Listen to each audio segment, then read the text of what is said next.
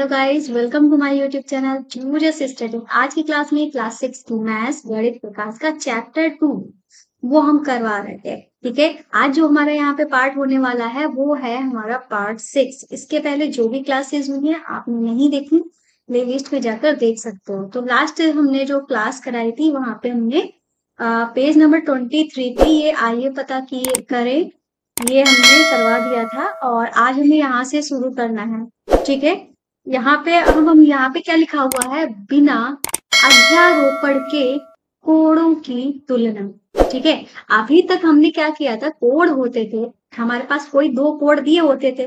ठीक है, अब अगर हमें तुलना करनी होती थी कौन सा कोण हमारा बड़ा है कौन सा कोण छोटा है, तो हम क्या करते थे, एक के ऊपर दूसरा कोण जो है वो हम रख देते थे। जैसे कि हमारे ये हाथ है, अब हमें तुलना करनी है कौन सा हाथ छोटा है कौन सा हाथ बड़ा है, तो हम एक के ऊपर दूसरा रख देते थे, हमें पता चल जाता था उस हिसाब से क्या छोटा है क्या बड़ा है क्या बराबर है, उस हिसाब से हमें पता चल जाता था। एक के ऊपर एक रखना अध्यारोपण कहलाता है। ठीक है, लेकिन अब ये कह रहे हैं कि अब हमें अध्यारोपण नहीं करना है, बिना अध्यारोपण के जो हमें पता करना है। ठीक है, तो ये कैसे करेंगे, तो यहाँ पे एक छोटी सी स्टोरी टाइप में दे दी गई है। दो सारस बहस कर रहे हैं कि वे अपनी चोंच अधिक खोल सकते हैं, अर्थात कौन अधिक बड़ा कोण बना सकता है। तो हमारे पास यहाँ पे दो सारस है, ये हमारा पहला सारस है, ये हमारा दूसरा सारस है। दोनों में बहस छिड़ रही है। क्या बहस छिड़ रही है, वो कह रहा है कि मैं ज्यादा बड़ा मुंह फैला सकता हूँ, वो कह रहा है मैं बड़ा मुंह फैला सकता हूँ।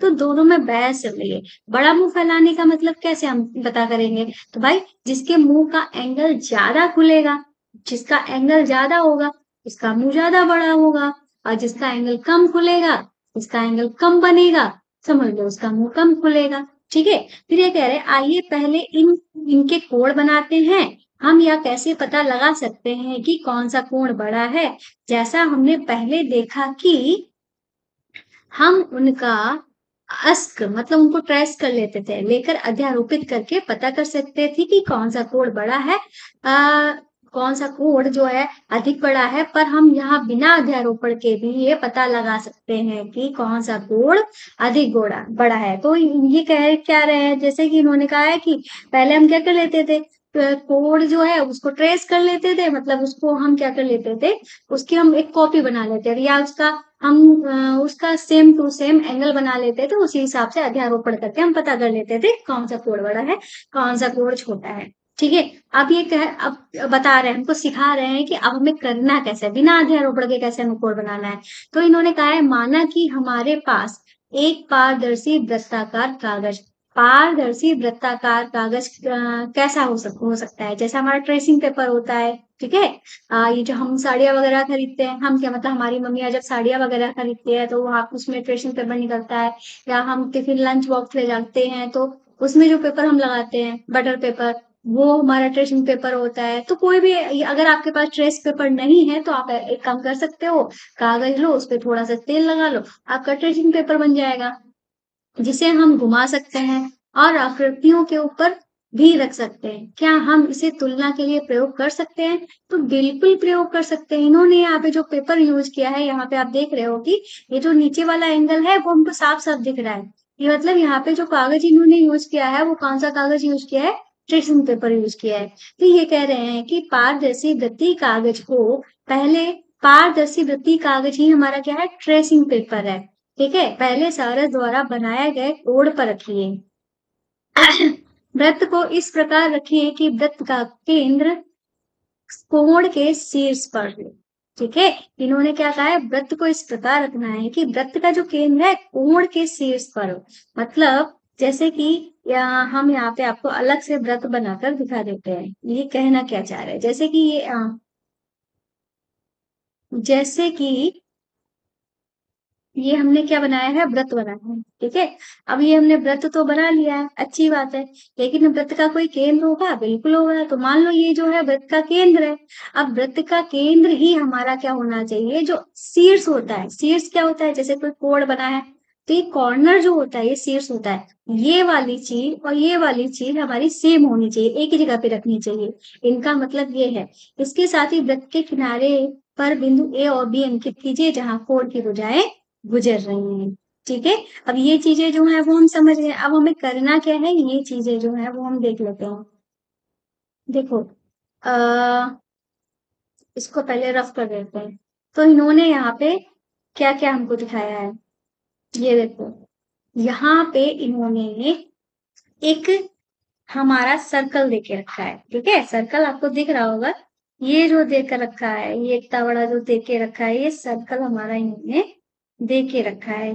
कुछ कुछ इस साइज का ये हमारा सर्कल देकर रखा है इन्होंने, ठीक है। और इसका केंद्र भी इन्होंने ओ बना के रखा है, आप यहाँ पे देख सकते, ठीक है। इन्होंने क्या किया, सबसे पहले सारस जो था उसकी उसके ऊपर इन्होंने सारस का जितना एंगल था उसके ऊपर ट्रेसिंग पेपर रखा। फिर पेपर पे ट्रेसिंग पेपर रखने के बाद इस तरीके से इन्होंने वो पॉइंट लगा लिए ट्रेसिंग पेपर पे, इस तरीके से पॉइंट लगा लिए, ठीक है। लगा लिए। और इन्होंने ये ध्यान रखा कि जो सारस का मुंह का जो कॉर्नर था और वृत्त का जो हमारा सर्कल था वो सेम, सेंटर था वो सेम था, ठीक है। इस तरीके से इन्होंने फिर कागज पे निशान लगा लिए, लाइनें मिला दी, कुछ इस तरीके से इन्होंने किया है। जैसे कि यहाँ पे हमारे पास सामने सारस भी ले लिया है और अपना ट्रेसिंग पेपर भी ले लिया। अब हमें करना क्या है, तो सबसे पहले हमें क्या करना है भाई, सबसे पहले हम एक काम करेंगे। क्या काम करेंगे, इस तरीके से ये जो हमारा दे के रखा है सारस, ठीक है। पहले ये हमारा कौन सा सारस है, पहला वाला सारस, ठीक है। तो अब हमने क्या किया है, अपने बुक की तरह एक लाइन वाला पेज ले लिया है हमने, ठीक है। सबसे पहले जो हमें करना है, तो ये जो हमारा डक दी गई है, इसके मुंह के एंगल को बनाएंगे, ठीक है। क्या करेंगे, इसके मुंह के एंगल को बनाएंगे। तो हमने यहाँ पे इसका मुंह जो है जितना खुल रहा है उसके एंगल को हमने यहाँ पे बना लिया है, ठीक है। अब हमने एंगल को तो बना लिया है, अब लेकिन हमें करना क्या है, बात तो ये है ना, इसके बाद में करना क्या है। तो जैसे कि अब हम क्या करेंगे, ट्रेस पेपर लेंगे। जैसे मान लीजिए ये जो हमारा पेपर है, ये कैसा पेपर है, बटर पेपर है। जब हम इस आकृति पे देखते हैं तो आपको जो पीछे जो हमारी आकृति है वो आपको हल्की हल्की आकृति दिखाई देती है। ऐसे ही होता है हमारा बटर पेपर। जब हम बटर पेपर को किसी के ऊपर रखते हैं तो हमको जो आकृति हमारी होती है, जिस आकृति के हम ऊपर रखते हैं उसमें हमारी आकृति है जो दिखाई देती है, ठीक है। इस तरीके से आकृति जो है वो दिखाई देती है। फिर हम क्या करते हैं, जैसे कि हमारी जो डक थी उसका जो पॉइंट थे वो हमारी उसके जो क्या बोलते हैं, उसका जो मुंह खुला हुआ था उसके एंगल जो है वो हमने यहाँ पे ले लिए, ठीक है। उसके एंगल हमने क्या कर लिए हैं, यहाँ पे ले लिए हैं। समझ लीजिए वो एंगल जो है वो हमारे यहाँ पे आ गए हैं, ठीक है। अब हमारा क्या होगा, अब हम क्या करेंगे, इस पे कुछ निशान डाल देंगे, ठीक है। जैसे कि हम हमको यहाँ पे दिख रहे हैं, तो हमने इसका यहाँ पे शीर्ष बना लिया और यहाँ पे हमने ये पॉइंट्स बना लिए, ठीक है। ये चीजें हमने बना ली। अब इसी चीज को हम दूसरे पेज पे ले जाएंगे जिसको हम मापेंगे। अब हम क्या करेंगे, ये जो हमारा एंगल हमने मापा है इसको हम नेक्स्ट पेज पे नापने के लिए बना लेंगे, ठीक है। तो हमने ये जो है बना लिया। अब हम इसको क्या करेंगे, यहाँ पे फिलहाल रख के दिख रहे हैं, देख रहे हैं, ठीक है। ये हमारा एंगल कुछ इस तरीके से यहाँ पर सुपर इम्पोज तो नहीं करना है, बस हमको नाप रहे थे। अब हम क्या करेंगे, ये जो हमारी दूसरी वाली डक है इसके माउथ का भी एंगल कुछ इस तरीके से हम यहाँ पे बनाए लेते हैं, ठीक है। अब हमने इसका माउथ का एंगल बना लिया। अब हम इसको क्या करेंगे, इस वाले कागज पे इसके एंगल को हम रख के देखेंगे, ठीक है। तो ये वाला कागज हम उठाते हैं, यहाँ पे रख के देखते हैं, तो आपको यहाँ पे आकृति जो है बैक वाली दिख रही होगी, ठीक है। तो इस तरीके से दूसरी वाली जो हमारी डक थी उसका मुंह का एंगल हमने अपने बटर पेपर पर कुछ इस तरीके से ड्रॉ कर लिया है। आप यहाँ पे इसके भी वर्टेक्स जो है आप कुछ इस तरीके से बना सकते, ठीक है। तो ये हमने बना लिया किसके, दूसरी वाली जो हमारी डक थी उसका हमने यहाँ पे डायग्राम जो है वो बना लिया है, बना लिया। अब नेक्स्ट हमारा प्रोसेस क्या रहने वाला है वो भी देख, ठीक है। तो नेक्स्ट प्रोसेस में क्या करेंगे, सबसे पहले तो हम इसको इधर कर देते हैं, ठीक है, इस पेज को हमने इधर कर दिया और इसको हटा ही देते हैं। और ये जो हमारी पहले वाली डक का जो एंगल था, ये हम यहाँ पे नंबर 1 डाले दे रहे। पहली वाली डक के मुंह का एंगल ये है और दूसरी वाली डक के मुंह का एंगल जो है वो ये है। ये वाला एंगल किसका है? इस वाली सेकंड वाली डक का है। ये वाला पहली वाली डक का है। तो अब हम इस पे रखेंगे। रखने से पहले जो है एक काम हम यहाँ पे करा देते हैं। काम हम ये करा देते हैं, जैसे कि हमारी बुक में क्या दिया गया है, सर्कल देकर रखा है ना, तो हम भी सर्कल ही इसको बना लेते हैं। ठीक है, इसका हम क्या कर लेते हैं, सर्कल बनाओगे। ठीक है, ये हो गया हमारा सर्कल। ठीक है, अब इसका भी हम सर्कल ही बना लेते हैं, फिर हमारा सेम लगेगा थोड़ा सा। ठीक है, नीचे वाला हमारा कौन सा है, पहला है, तो ये हमारा 1 नंबर वाला है और इसको हम लेके जाते हैं, सुपर इम्पोज कराते हैं। इन्होंने क्या कहा था, इनकी शर्त ये थी भाई कि हमारा वर्टिक्स जो है वो सेम होना चाहिए। अब हमें इनको दिख रहा है कि भाई नीचे वाले का वर्टिक्स इधर है, इसका वर्टिक्स इधर है, तो वर्टिक्स के ऊपर वर्टिक्स तो हमने रख दिया है। अब हमें क्या करना पड़ेगा, कम से कम एक भुजा जो है वो हमारी सेम करनी पड़ेगी। ठीक है, क्या करनी पड़ेगी, भुजा जो है वो सेम करनी पड़ेगी। तो आपको दिख तो रहा ही होगा, नीचे वाला अभी भी हमारा सेम तो नहीं हुआ है, थोड़ा सा और घुमाते हैं। ठीक है, आ, अब हमारा ये हो गया है। ठीक है, ये हो गया है और आप यहाँ पे देख सकते हो कि ये जो है कुछ इस तरीके से दिख रहा है। पहला वाला जो हमारा एंगल है उसका पॉइंट हमारा यहाँ पे आ रहा है। ठीक है, इसका पॉइंट यहाँ पे आ रहा है, मतलब इसकी रेखा जो है कुछ इस तरीके से होगी। मतलब बड़ा जो पहला वाला एंगल है वो हमारा कैसा होगा, बड़ा होगा, इसलिए ये हमारा यहाँ पे पॉइंट आ रहा है। ठीक है, अब यही सेम चीज हमारी यहाँ पे दर्शाई गई है, देख लीजिए। ठीक है, ये हमारा BOA जो है वो पहली वाली डक के लिए था, XOY जो है दूसरी वाली डक के लिए था। मतलब कि ये हमारी छोटी जो डक है, कौन सी वाली डक, दूसरी वाली डक का एंगल जो है कम खुल रहा है, बड़ी वाली डक का ज्यादा खुल रहा है। अब यहाँ पे सेम वही चीजें जो है वो यूज कर लेते हैं जो इन्होंने हमको दी हैं। ठीक है, यहाँ पे O डाल देते हैं, यहाँ पे X और यहाँ पे Y। ये हमारी दो पहली वाली डक का, ये हमारी दूसरी वाली डक का। ठीक है, ऊपर वाला कौन सा है, दूसरी वाली डक के लिए। तो इससे हमें साफ साफ पता चल गया है कि भाई कैसे किया जाएगा। अगर आपको नहीं समझ में आ रहा है तो आप इस तरीके से सुपर इम्पोज देखो। सुपर इम्पोज क्या कराना है, तो यहाँ पे हमें खाली ट्रेसिंग पेपर को ही रखना है। ठीक है, यहाँ पे हम कोई सुपर इम्पोजिशन नहीं कर रहे हैं, बस हम यहाँ पे क्या कर रहे हैं, नाप रहे हैं। ठीक है, इस तरीके से ये हो गया है हमारा क्या, ये हो गया है हमारा, हमने किस तरीके से इसको कराया है, किस तरीके से। ठीक है, ये आपने देख लिया। तो यही चीज इन्होंने यहाँ पे भी लिख के रखी है। ठीक है, तो यही चीज इन्होंने यहाँ पे भी लिख के रखी है। क्या हम इसका प्रयोग यह जानने के लिए कर सकते हैं कि यह कोड दूसरे सौरस द्वारा बनाए गए कोड से बड़ा है या समान है, छोटा है? तो भाई हमने देखा कि दूसरे सौरस द्वारा बनाया गया कोड जो है वो कैसा है, छोटा है। ठीक है, एक लिख दिया। फिर ये कह रहे हैं आइए इस पारदर्शी व्यक्ति को एक दूसरे पर रखकर इस प्रकार रखें कि वृत्त का केंद्र कोण के शीर्ष पर हो और एक भुजा AO से गुजरती हो। मतलब हमने क्या किया था, एक केंद्र जो है, केंद्र के ऊपर केंद्र रखा था और साथ में दोनों एक भुजा जो है वो हमने एक भुजा के ऊपर भुजा रखी थी, ताकि हमारा एंगल पता चल पाए कि छोटा है कि बड़ा है। आप यहाँ पे देख सकते हो ये जो वाली जो रेखा है वो किसकी है, ये वाली जो रेखा है ये पहले वाले सारस की है। ठीक है, और दूसरी वाली अगर हम बनाते हैं, ये वाली जो रेखा है, ये वाला जो एंगल है ये हमारा किसका है, ये वाला एंगल जो है वो हमारा दूसरे वाला सारस का है। दूसरे वाला सारस का एंगल जो है वो कम है और पहले वाले सारस का एंगल जो है वो ज्यादा है। ठीक है, यही चीज हम आपको समझाने की कोशिश कर रहे थे, यही चीज इन्होंने यहाँ पे बता दी है। अब ये कह रहे क्या, अब आप बता सकते हैं कि सारस का कोण बड़ा है? तो भाई किसका कोण बड़ा है, पहले सारस का कोण जो है वो बड़ा है।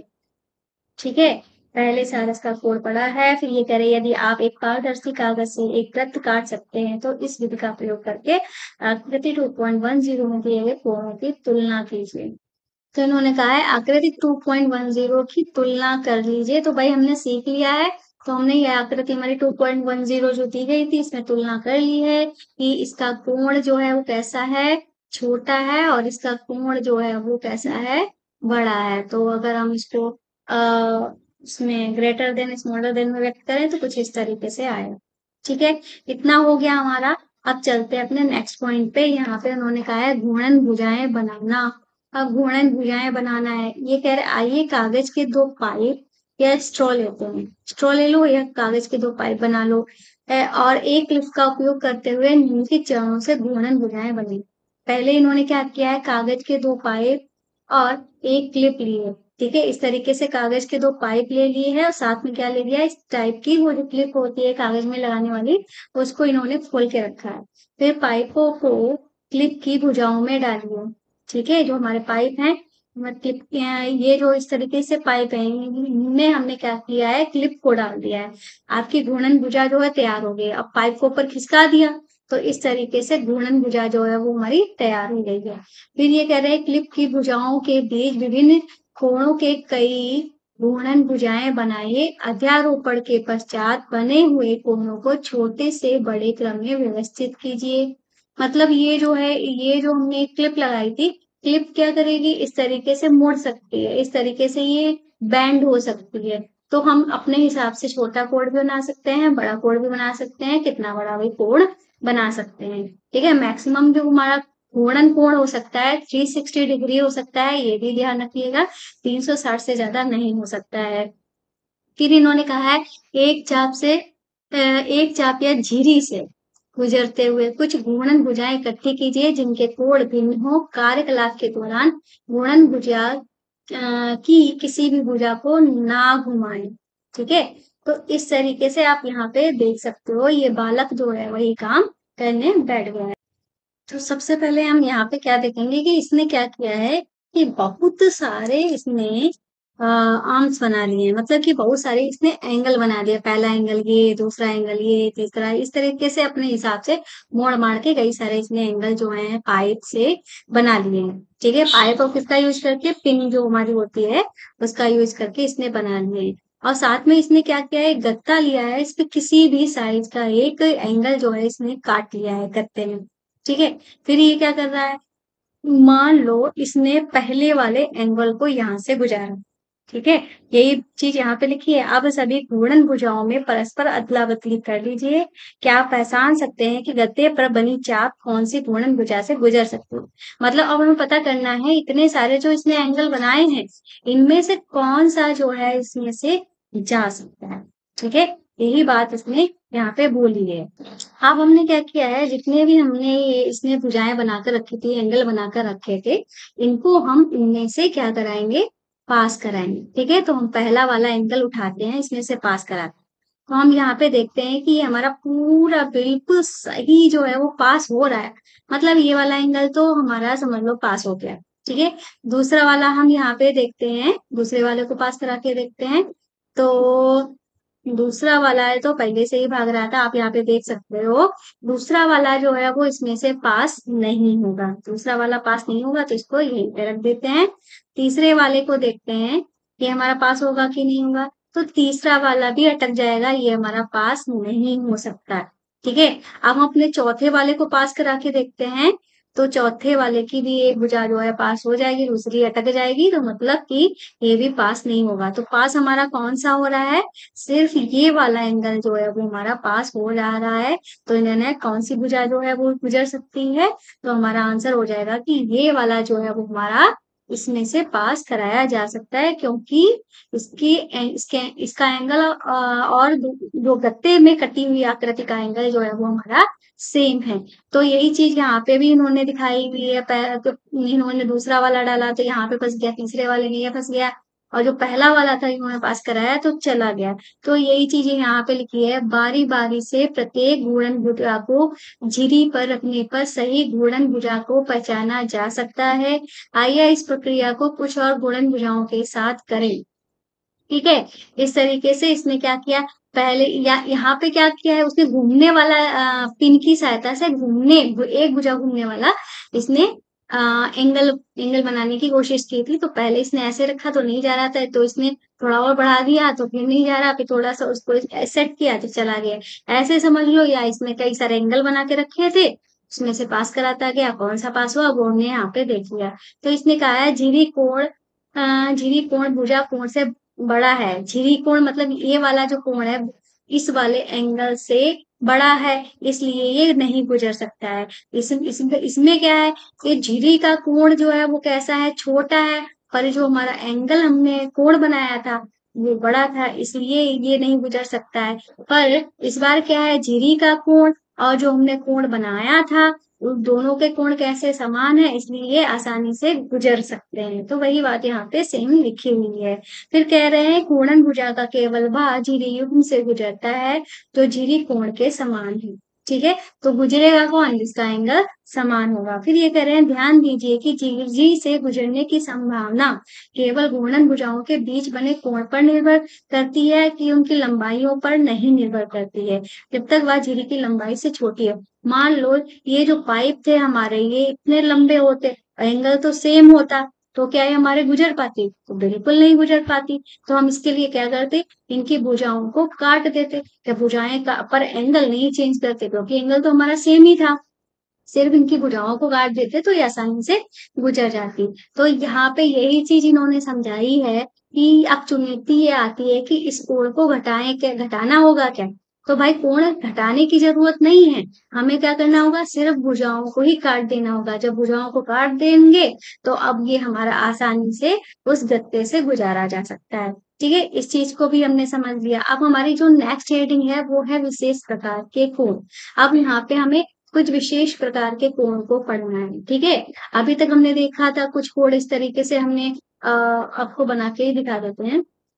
इस तरीके से हमने कुछ एक भुजा देखी थी और हमने इस तरीके से देखा था कि कोई कोण हमारा छोटा होता है, कोई कोण बड़ा होता है। इस तरीके से हमने घुमा घुमा कर कोणों को देखा था। ठीक है, लेकिन कौन सा कोण क्या होता है अभी हमें इसकी जानकारी नहीं है, तो वही चीज हम यहाँ पे देखेंगे। इन्होंने कहा है विद्या की, ठीक है, विद्या कौन है, ये जो लड़की है, पुस्तक को पुनः देखते हैं। ठीक है, इसके बारे में हमने पहले ही पढ़ा था। उसे विभिन्न स्थितियों में पुस्तक का कवर खोलते हुए देखे।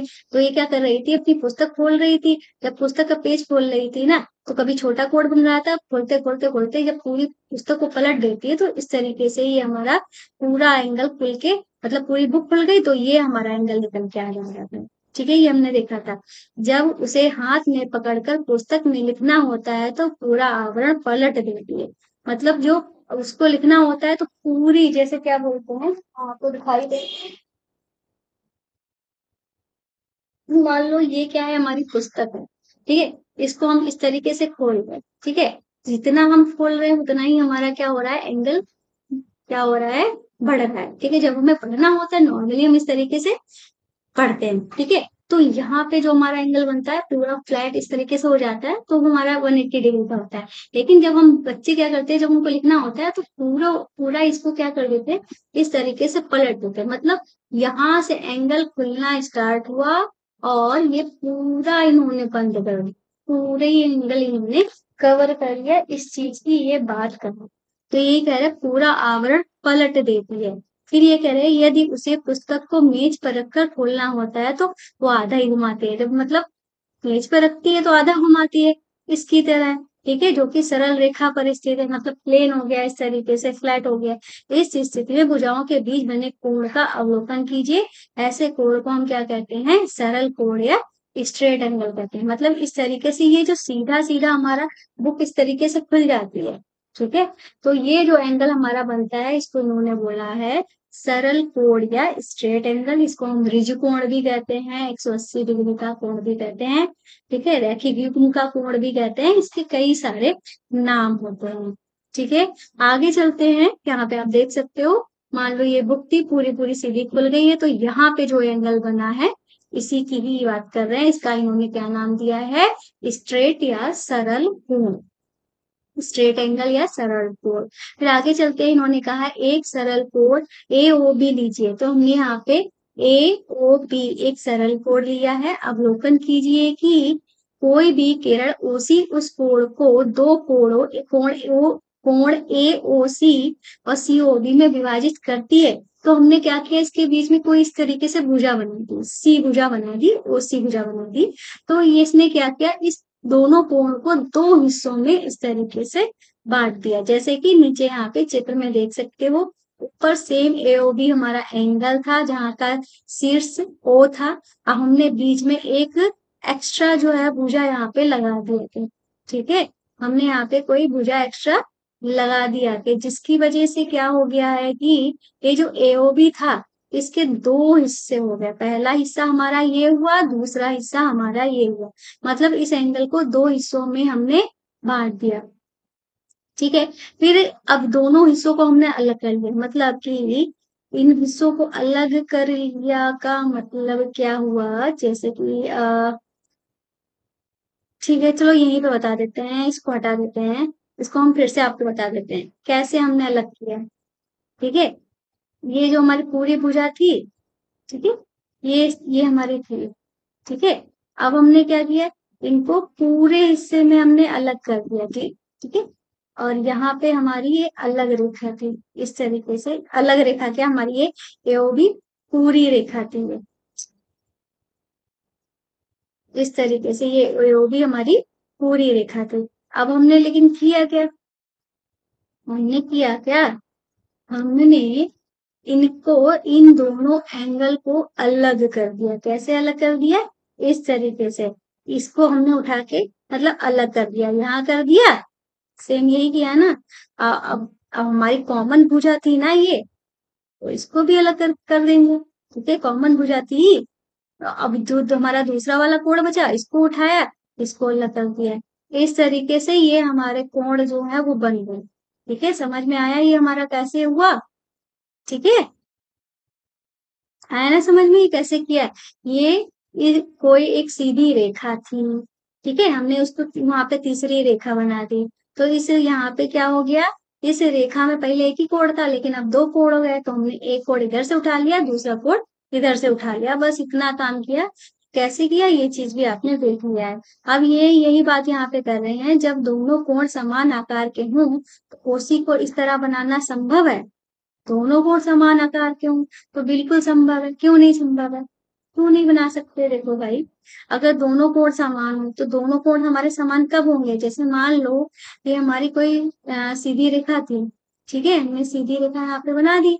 अब हमने इस पे बीच में एक 90 डिग्री का एंगल बनाना पड़ेगा, बिल्कुल सीधी रेखा इस पे बनानी पड़ेगी।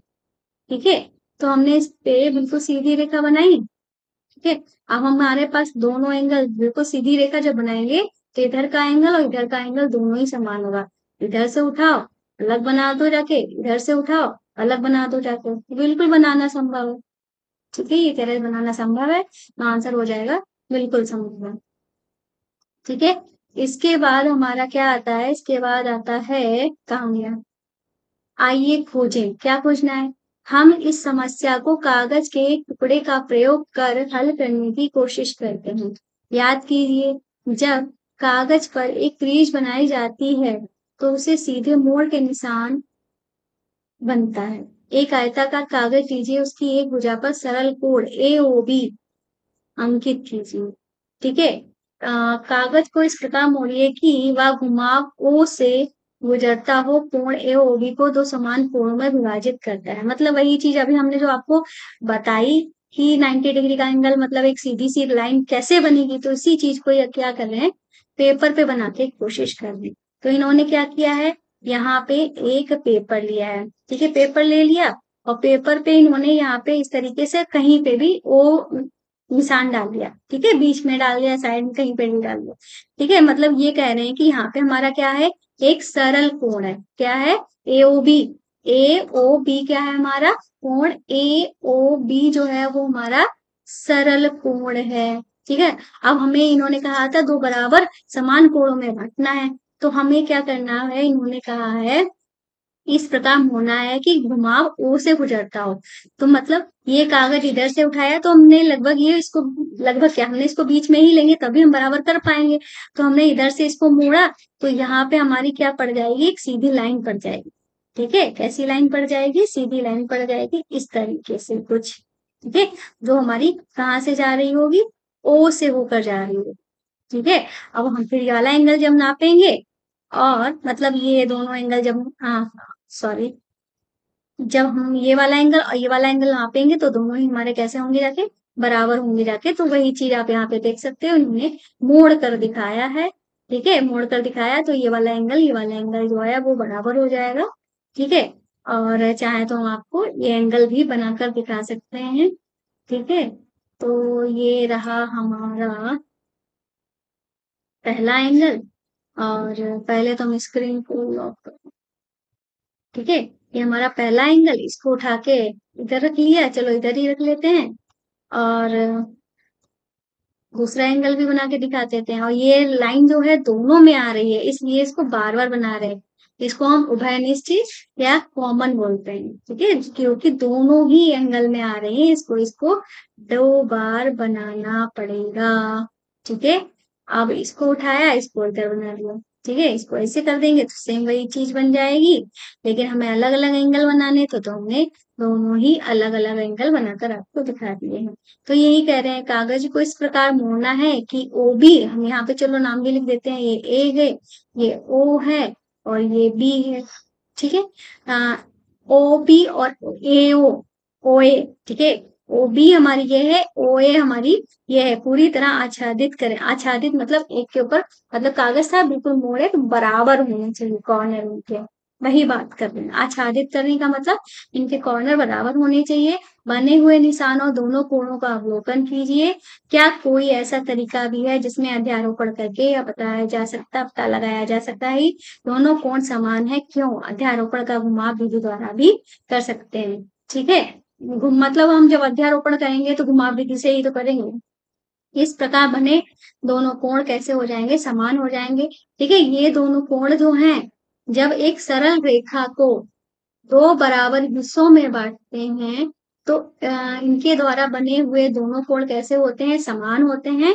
और प्रत्येक कोण क्या कहलाता है, समकोण, मतलब समान कोण कहलाता है। इनको हम इंग्लिश में क्या बोलते हैं, राइट एंगल बोलते हैं। अतः सरल कोण 2 समकोण होते हैं। तो एक सरल कोण में कितने समकोण होते हैं, ये चीज जो है वो इम्पोर्टेंट है। इसको हम ब्लू लाइन से यहाँ पे खींचे दे रहे हैं। ठीक है, और आपको हम पढ़ाते ही जा रहे हैं, पढ़ाते ही जा रहे हैं। आपको एक बात नहीं बताई है, हमारा एक ऐप है जिसका नाम है एनसीईआरटी बुक्स एंड सॉल्यूशन। इसकी लिंक इस वीडियो के डिस्क्रिप्शन बॉक्स में मिल जाएगी, नहीं तो प्ले स्टोर में जाइएगा, वहां आप जोजस स्टडी इस चैनल का नाम डालेंगे, प्ले स्टोर पे तुरंत आ जाएगा। वहां पे सारे के सारे नोट्स, आपकी बुक्स बिल्कुल फ्री में प्रोवाइड हो जाएंगी।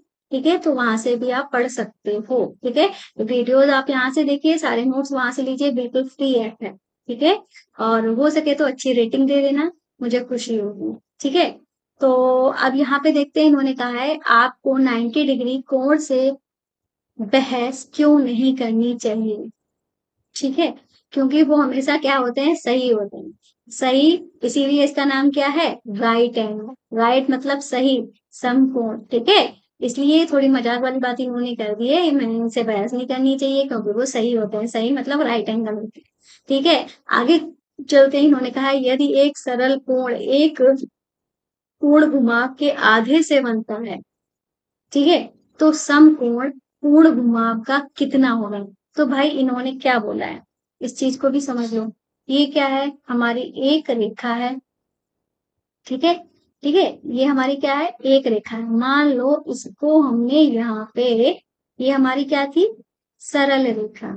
ठीक है, चलो हम इसको पहले इस तरीके से बना लेते हैं, इस तरीके से बनाते हैं। ये हमारा, ठीक है, हम यहाँ पे सरल रेखा बनाते हैं। क्या बना रहे हैं, सरल रेखा बना रहे हैं। तो हमने यहाँ पे क्या की है, एक सरल रेखा बनानी। मान लो ये क्या है, हमारा एक सरल रेखा थी। ठीक है, 180 डिग्री का एंगल था। अब ये कह रहे थे 180 डिग्री एंगल जो मतलब इसको जो हमने पूरा इस तरीके से था, जब हमने ये यहाँ से स्टार्ट हुई थी। ठीक है, इस तरीके से कोण बढ़ता बढ़ता इसमें सरल सरल कोण बना लिया। सरल कोण के बाद जब हमने इसको पूरा घुमा दिया तो ये हमारा क्या बन गया, पूर्ण कोण। ठीक है, संपूर्ण कोण। ठीक है, तो यही चीज हमारी कहीं पे लिखी थी, हमने अभी पढ़ी थी, क्या कहाँ गया, आ, ये क्या है, हाँ, पूर्ण घुमाव के आधे से बनता है। मतलब पूर्ण घुमाव हमने अभी देख लिया। पूर्ण घुमाव हमारा क्या था, पूर्ण घुमाव क्या था, जब हमने इसको पूरा घुमा दिया। ठीक है, ये हमारी रेखा थी, इसको ये हमने हमारा पूरा घूम गया। पूरा जब हमने इसको आधा घुमाया, जब हमने यहाँ से स्टार्ट किया आधा घुमाया, तो ये हमारा क्या बना, सरल कोण बना, जिसको हम क्या कहते हैं, स्ट्रेट एंगल कहते हैं। जब पूरा घुमा दिया तो ये पूर्ण कोण बना, मतलब संपूर्ण कोण या संपूर्ण एंगल। ठीक है, जिसको हम संपूर्ण कोण कहते हैं, ये बन गया। ठीक है, ये हमारा क्या था, सरल कोण था। जब हमने पूरे का आधा किया तो हमारा क्या बना, सरल कोण बना।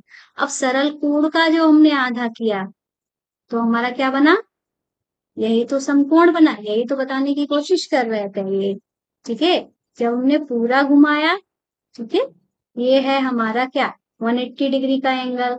जब हमने इसका आधा कर दिया तो हमारा 90 डिग्री का एंगल। अब 90 डिग्री के एंगल को ही हम क्या कहते हैं, समकोण या राइट एंगल कहते हैं। ठीक है, अब क्वेश्चन हमारा ये था तो कितना है। ठीक है, तो ये हमारा इसका भी आधा है, किसका, सरल कोण का आधा है। ठीक है, लेकिन क्वेश्चन ये है समकोण पूर्ण घुमाव का कितना है। तो भाई अगर इसके 4 हिस्से कर दिया गया है तो पूर्ण घुमाव का ये चौथाई है। ठीक है, पूर्ण घुमाव का क्या है, चौथाई। भाई आधे का आधा मतलब चौथाई हिस्सा। कौन सा हिस्सा, चौथाई हिस्सा है। अब इस आंसर को हम लिखेंगे कैसे, ये चीज आप थोड़ा देख लो। ठीक है, कि हमें लिखना कैसे होगा। तो हमारा यहाँ पे क्या होगा, तो हम यहाँ पे लिख सकते हैं कि सभी समकोण, ठीक है, सभी समकोण अपने कोण घुमाव का चौथाई हिस्सा होता है। ठीक है, चौथाई हिस्सा होते हैं। ठीक है, इस तरीके से आंसर को हम लिख देंगे। ठीक है, इतना हो गया। अब हमारा ये तो हम पढ़ ही चुके थे। अच्छा, नहीं पढ़ा है हमने। ध्यान दीजिए कि समकोण एल की आकृति में होता है, तो ये चीज तो हमने देखी ली, इतनी बार हमने बनाई है। समकोण, ठीक है, ये हमारे एल की आकृति के समान होता है, ये चीज भी हमें पता चल गई। अब भी यह भी आवश्यक नहीं है कि वह सभी कोण जो एल के समान आकृति के हों समकोण हो। एक कोण समकोण तब होता है जब वह सरल कोण का पूर्णता आधा होता है। मतलब एल जो है, आप इस तरीके से भी हम बना देते हैं तो ये भी दिखने में एल लग रहा, पर ये एल नहीं है। ठीक है, जब एल हमारा तब बनेगा जब वो हमारा जो सरल रेखा हमारी होती है उसका कंप्लीट आधा बने, तभी होगा। दो रेखाएं समकोण पर मिलती हैं तो वह लंब रेखाएं कहलाती हैं। मतलब जब दो इस तरीके से, ये रेड वाली जो लाइनें हैं ये एक दूसरे पे क्या है, लंब है, या इनको हम क्या कह सकते हैं, परपेंडिकुलर हैं। ठीक है, ये वाली लाइन जो है इस लाइन पे परपेंडिकुलर है, या हम कह सकते हैं ये वाली लाइन इस लाइन पर परपेंडिकुलर है। ठीक है, तो इन लाइंस को इसलिए क्या कहते हैं, परपेंडिकुलर लाइंस या लंब रेखाएं कहते हैं। ठीक है, आ गया समझ में। आगे चलते हैं। आगे हमारी है एक्सरसाइज, आइए पता लगाएं। तो कितने क्वेश्चन है, हमको यहाँ पे 4 क्वेश्चन दिख रहे हैं जिसको हम कराएंगे नेक्स्ट क्लास में। आज की क्लास जो है काफी लंबी हो गई है। क्लास पसंद आई, चैनल को सब्सक्राइब करना, वीडियो को लाइक करना, हमारे चैनल को, ऐप को, ठीक है, अपने दोस्तों को शेयर करना मत भूलिएगा। तो मिलते हैं नेक्स्ट वीडियो में, तब तक के लिए